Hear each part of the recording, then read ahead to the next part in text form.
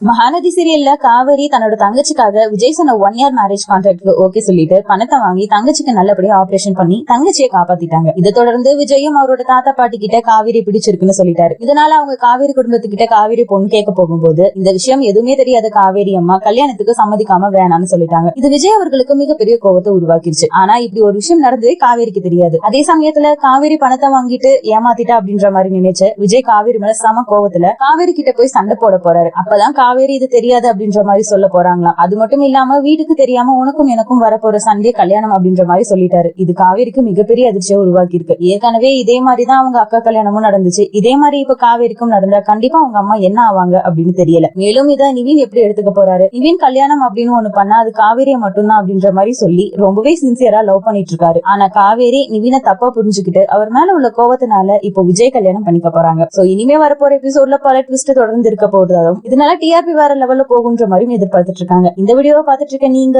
Mahanadi serial இப்ப எப்படி போகுது, விஜய் கேரக்டர் உங்களுக்கு எந்த அளவுக்கு பிடிச்சிருக்கு அப்படின்றத உங்களுடைய கருத்துக்களை நம்ம கமெண்ட் செக்ஷன்ல ஷேர் பண்ணிக்கோங்க.